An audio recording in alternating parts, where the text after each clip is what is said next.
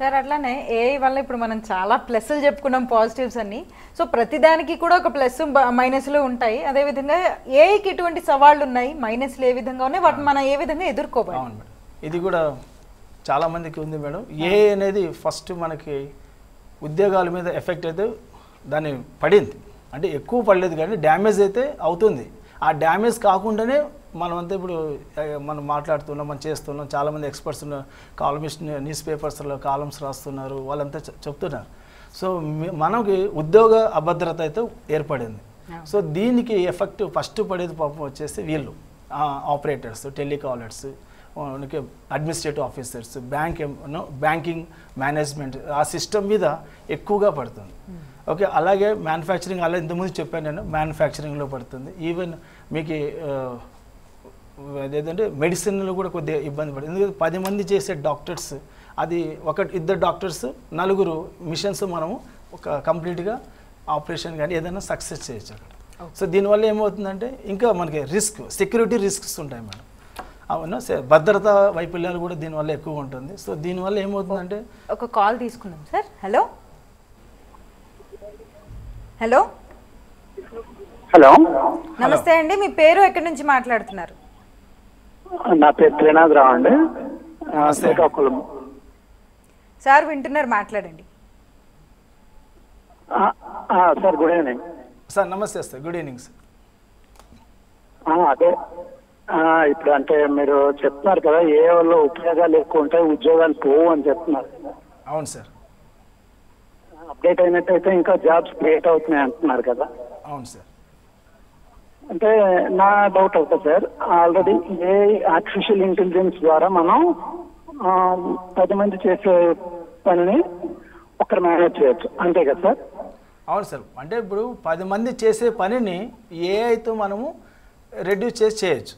So అప్పుడు ఆ 8 మంది, ఇప్పుడు 10 మందిలో 2 మెంబర్స్ చేస్తున్నారు, 8 మెంబర్స్ లేరు అనుకోండి. 8 మెంబర్స్ పనికి జాబ్కి వాళ్ళు జాబ్లెస్ కారండి, వాళ్ళు అప్డేట్ చేసుకోవాలి స్కిల్స్ని. అంటే 10 మంది కూడా అప్డేట్గా ఉంటే వాళ్ళని వేరే రకంగా యూజ్ చేసుకుంటారు ఆర్గనైజేషన్ వాళ్ళు.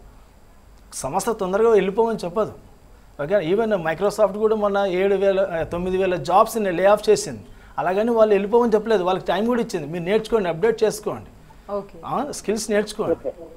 స్కిల్స్ నేర్చుకోవాలి, మీరు అప్డేట్ అయితే యూ కెన్ కంటిన్యూ. జనాభా ఉన్న కంట్రీలో సార్ అప్డేట్ అయ్యే వాళ్ళు చాలా తక్కువ మంది ఉంటారు సార్ యాక్చువల్లీ. అవును సార్. సో అప్డేట్ అయిన స్కిల్ ఉన్న వాళ్ళు ఇంకా చాలా తక్కువ మంది. అవును సార్. సో మన యొక్క చూడండి, కంప్యూటర్ వేరు, కంప్యూటర్ వచ్చేటప్పుడు కూడా చాలా మంది ఈ విధంగా భయపడ్డారు అన్నది వాస్తవం. కానీ అవును, కంప్యూటర్ వచ్చినప్పుడు జరిగింది ఏంటంటే, కంప్యూటర్ అనేది మన పనిని తేలికలేదు. అవును సార్. ఇక్కడ ఏమవుతుందంటే అసలు మనకు పనే లేకుండా చేస్తుంది టెక్నాలజీ అనేది. అవునవును. సో అలాంటప్పుడు ఏ విధంగా ఇండియా లాంటి కంట్రీలో ఇలాంటి టెక్నాలజీస్ ఏ విధంగా అనుమతిస్తారు అంటే, నాకు తెలిసినంత వరకు నా అనాలిసిస్ ప్రకారం సార్, యూరోప్ కంట్రీస్, అమెరికా లాంటి అడ్వాన్స్డ్, జపాన్ ఇలాంటి డెవలప్డ్ కంట్రీస్ ఏ ద్వారా ఉపయోగపడతాయి సార్? సార్ ఇప్పుడు దీనికి మనకి కావాల్సిన మెయిన్ వచ్చేసి మన యొక్క ఎడ్యుకేషన్ సెక్టర్ సార్. అంటే మన ఎడ్యుకేషన్ సెక్టర్ ముందు నుంచి, ఇప్పుడు జపాన్ తీసుకోండి, జపాన్ ఎంత అడ్వాన్స్డ్, అంత వాళ్ళు దే ఆర్ యూజింగ్ ఏఐ. అంటే వాళ్ళు దాన్ని అడాప్ట్ చేసేసుకున్నారు. ఇప్పుడు ఏఐ అడాప్ట్ చేసుకోవడం వల్ల జపాన్ చాలా ముందంజ ఉంది. ఓకేనా, యూరోప్ కంట్రీస్ తీసుకోండి మీరు, యూరోప్ కంట్రీస్ కూడా చాలా ముందంజ ఉన్నాయి. ఎందుకంటే వాళ్ళు అడాప్ట్ చేసేసుకుంటున్నారు. మనకంటే వాళ్ళు మన ఎడ్యుకేషన్ సిస్టమ్ కొద్దిగా మారాలి.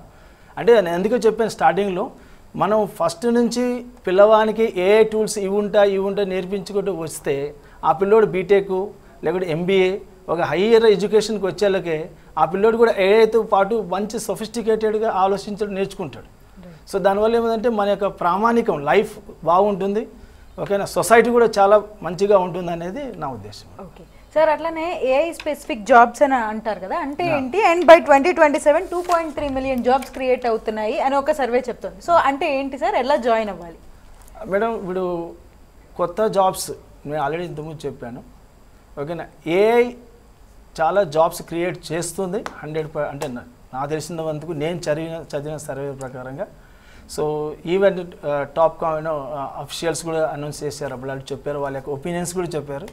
సో దీనివల్ల ఏంటంటే ఏఐ క్రియేట్ చేసే జాబ్స్, దానిలో మెయిన్గా డేటా సైంటిస్ట్, నెక్స్ట్ వచ్చేసి AI fresher, AI trainee, next వచ్చేసి ప్రామినెంట్ ఇంజనీర్ ఆఫ్ ఏఐ, ఇలాంటివి కొన్ని జాబ్స్ క్రియేట్ అవుతాయి మేడం. సో ఏఐ సంబంధించినవి అవుతాయి, అంటే సృష్టించబడతాయి. సో మనం కంప్యూటర్ తీసుకోండి, కంప్యూటర్ అప్పుడు నేను 10th ఉన్నప్పుడు టైప్ రైటర్ నేర్చుకోమన్నారు. ఓకే, నేర్చుకున్నాను. మళ్ళీ తర్వాత ఇంటర్లోకి వచ్చేలాగా అరే పీజీడిఎఫ్ చేసుకోవాలి, అది బాగుంటుంది, అది నేర్చుకున్నాను. అంటే ఏంటంటే ఇది అభివృద్ధి చెందుతున్నాయి కాబట్టి, అంటే ఒక్కొక్క టూల్స్ వస్తున్నాయి, నెక్స్ట్ ఇంకొక ప్రోగ్రామింగ్స్ వస్తున్నాయి కాబట్టి మనం నేర్చుకుంటూ పోతే ఏమవుతుందంటే అభద్రత అనేది ఉండదు జాబ్స్ గురించి. Okay, so nice sir. ఎన్ని ఉద్యోగాలు అయితే పోతున్నాయో అన్ని ఉద్యోగాలు వస్తాయి. అండ్ అట్లానే ఎందుకు చెప్పాను 7,50,00,000 జాబ్స్ పోతున్నాయి అనేసి WF చెప్పేది, కానీ 13 కోట్ల జాబ్స్ మళ్ళీ కొత్త క్రియేట్ అయితే చెప్తుంది కదా అది. సో కొత్త జాబ్స్ వస్తాయి, పాత జాబ్స్కి కొద్ది డ్యామేజ్ పక్కకి వెళ్ళి. ఇప్పుడు టెలికాలర్ ఉన్నారు మేడం, టెలికాలర్కి ఇప్పుడు మళ్ళీ మనం కూర్చోబెట్టి చేరేసి అన్ని ఇచ్చే అవసరం లేదు. ఒక మనం ప్రోగ్రామింగ్ చేసేసి వెంటనే మనం క్లిక్ చేస్తే నాకేమొస్తుంది, suppose okay so and so పర్సన్కి రాహుల్ నీకు నెక్స్ట్ మంత్ EMI ఈ డేట్లో ఉంది అనేది వచ్చేస్తుంది. Okay sir.